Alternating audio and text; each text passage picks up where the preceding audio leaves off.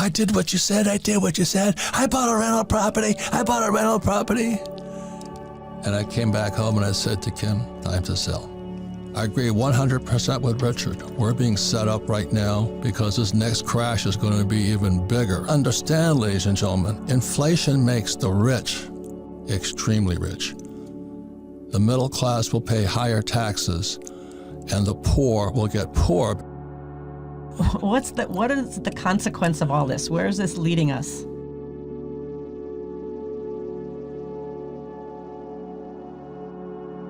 Well, so in 2008, when this bubble did blow up, I expected that it would blow up. It did blow up, but I expected when it blew up that there would be a depression.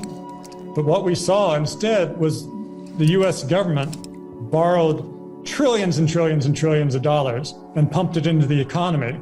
And the Fed created $3.6 trillion during the first 3 rounds of quantitative easing and bought those government bonds, financing that government debt.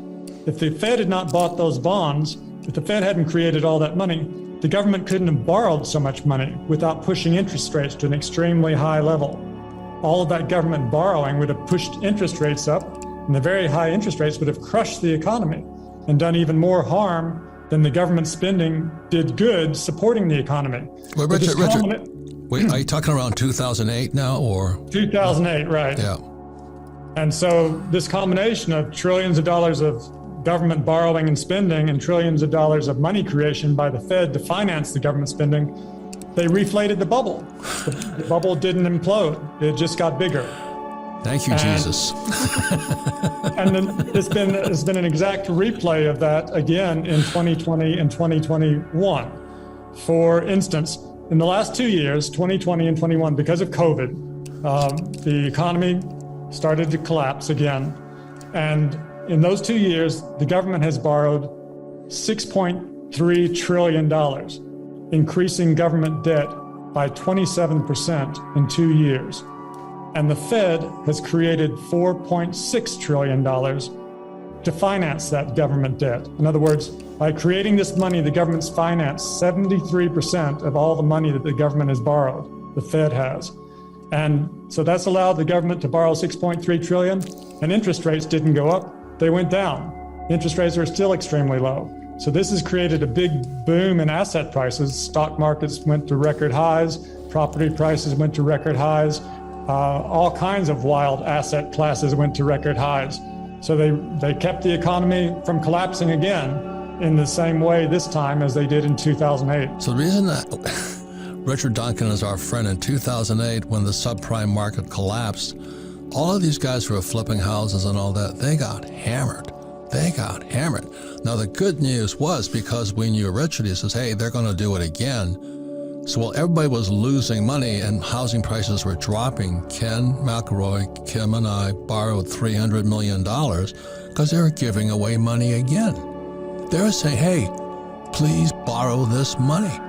So Ken, Kim and I borrowed $300 million in 2008 and we bought, leveraged up. We bought so much real estate as all these losers and flippers and real estate agents were crying the blues. We were getting rich. And then on September 17th, 2019, the repo market blew up. And I went, here we go again, because what happened in just before 2008, the repo market blew up there again. So that's why I'm saying to everybody, Richard Duncan is a guy you want to listen to, and he's got his new book out here, this book, The Money Revolution. I can't wait to read it. But Richard also has a service called Macro Watch. So rather than listening to Jim Cramer on CNBC, I listen to Richard Duncan and understand what's going on in the global money supply, because this next crash is going to be even bigger. And that's what Richard is going to be talking about. Am I correct, Richard? We're at a turning point now, it looks like, because the monetary policy is moving from being ultra loose to becoming potentially ultra tight. Yeah. So Richard, the consequence of this $6.3 trillion that they made up and the asset bubbles all over in the stock market, the property market, what is the consequence of all this? Where is this leading us? Well, it depends on what the government does next, because sadly, all of the credit that's been created in recent decades, the economy has become addicted to credit growth. If credit doesn't grow by at least 2% a year, adjusted for inflation, the US goes into recession. So we have become addicted to credit growth. And the amount of total credit in the country is so large now that only government borrowing can make it continue to grow. The private sector just doesn't have enough income to service enough debt to make credit keep growing. So we've really reached the point where the future depends on how much the government borrows and how much money the Fed creates to finance that borrowing. So that's the bad news. When I hear people coming up to me and say, oh, the price of real estate going up and they're jumping in to buy real estate right now, I don't say anything. And the reason is that people are just getting into the hype. All this credit, it's actually debt, credit and debt, pumping into this economy, trying to prevent this crash. And if inflation keeps going, I get richer. I am extremely happy. And I think Biden, I'm not Republican or Democrat, he intentionally wants inflation. That's why he shut down the XL pipeline. That's why he stopped drilling to get oil prices up. When oil prices go up, you have all these truckers in Ottawa screaming they can't get food to the table and all this. Prices of food go up. Inflation keeps going up. Please understand, ladies and gentlemen, inflation makes the rich extremely rich. The middle class will pay higher taxes, and the poor will get poor because they're the ones who can't afford the $25 Wagyu steak that my friends are selling.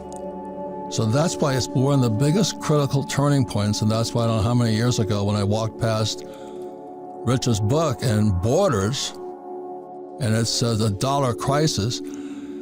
If you understand what's going on, the problem is the U.S. dollar. Because in 1944, it stopped being money. It just became the reserve currency of the world. And in 71, Nixon took the dollar off the gold standard. And so when Kim and I wrote Rich Dad Poor Dad 25 years ago today, we said savers or losers, your house is not an asset. I agree 100% with Richard. We're being set up right now. One of the biggest changes in world history,